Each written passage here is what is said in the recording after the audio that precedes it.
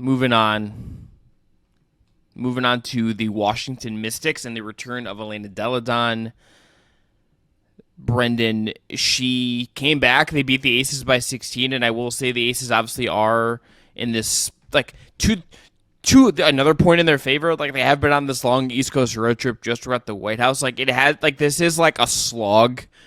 And, like, NBA, WNBA, college, like, when you do go on these trips, sometimes, like, it can just, like, be exhausting to be out of your home comfort zone for a while, and particularly in the W. Like, I think that can be really grating on teams. So I want to, like, throw that in that as well a little bit. But she's back, and, like, you know, if she's healthy is obviously the biggest question with this team every year. But they've got a lot of other players, I believe, back from injury as well. And if she's back and their offense can hit this high level, like, this is a dangerous team and a team we should be paying attention to, I think. Without a doubt. We talked when Sabrina Merchant from The Athletic was on with us the second time this year, about a month ago now, about, and I said, like, the Aces are just one of those teams that make you get a little bit poetic. And the peak of what the Mystics have been under Mike Thibault and now his son running the team, who was an assistant for a long time, and they play the same way now, is similar. And I wrote when Delle Donne won MVP in 2019, this line from my MVP write-up for Forbes: any healthy season for Delle Donne in concert with an imaginative, steadfast coach like Thibault puts her in the MVP conversation, and it puts them in the championship conversation. And if she's there, I still believe that. She's probably not going to be the type of player who can handle heavy minutes and physical series and reach that ceiling that she used to be able to hit, because she's had another round of significant injuries even since, we wondered about it 4 years ago when I wrote that. And she probably won't be the level of defender that she was at her peak, which was never great, but maybe a little above average, especially as a help defender. I don't even know if she can get to that at this point. But to me, Washington, like, they're going to have a great game plan and out-execute you pretty much every night. And on top of that, their wing trio with Brittany Sykes, Natasha Cloud, and Ariel Atkins is about as good of a defensive two-way group that you could possibly ask for. And when you're talking about matching up with Vegas in specific, there's really no team equipped better than them in the whole league to guard the Aces trio of perimeter players, which is really that's their big advantage. I mean, Asia's fantastic, but they open up what Asia's able to do, and it's so rare to have three great players like that in any basketball team.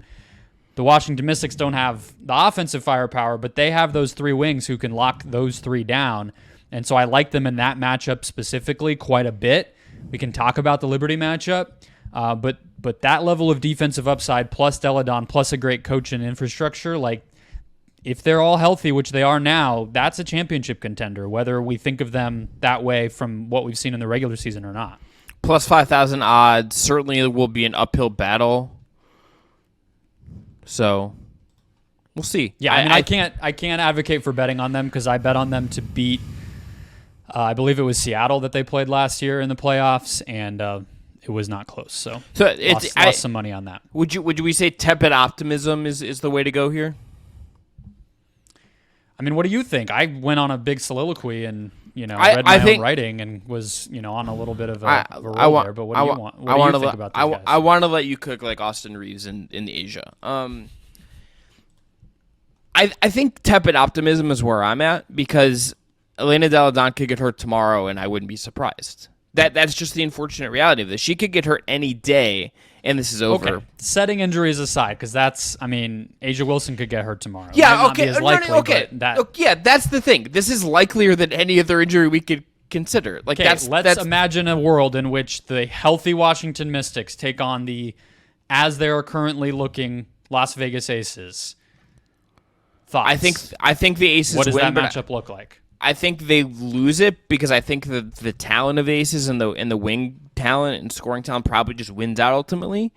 But I think this could be the third best team in the W at full strength. Like, I think they would probably be the team I would most like to see push one of these two teams at full strength. Like, Elena Delle Donne when healthy is like the kind of scorer that like Stewie can be.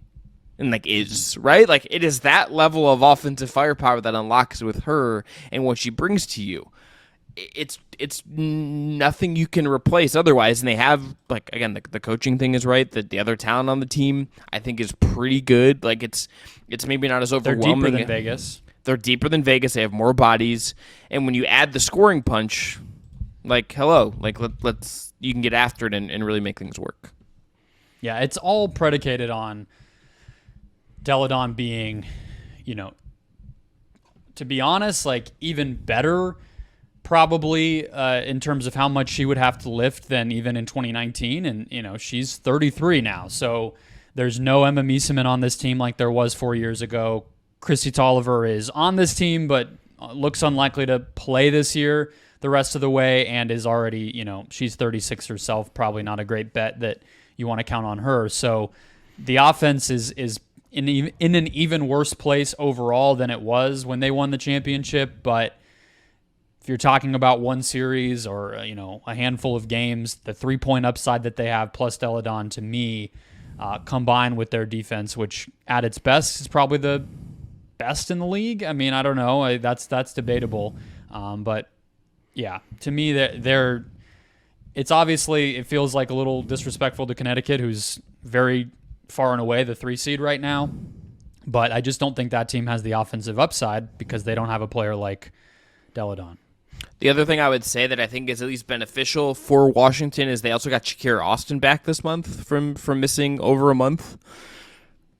Not as impactful for their ceiling this year in terms of as getting Deladon back, obviously, but you get her back. Her minutes have ramped up as she's come back. She played 13 in her first game back, then 15, then 19, then played 21 in the win over Vegas. As we're recording this, they're playing in Minnesota right now. I haven't looked at the box score of that game. I'll be checking it out after we wrap. They're up 5 at halftime. Yeah. And then I'll see what her Minnesota is, I guess, too. But when you look ahead to, like, maybe building on, like, for me, if I'm them, if I can make some noise in the playoffs, Atlanta stays healthy, Shakira Austin gets some really good playoff experience, and you can make some moves in the summer to round out this roster and support those two, I feel like that's the way forward here. It's not so much like can they like rattle the top of the league here and pull it up. So I think they could. I don't think it's super likely, but can you set the stage for what's to come a little bit?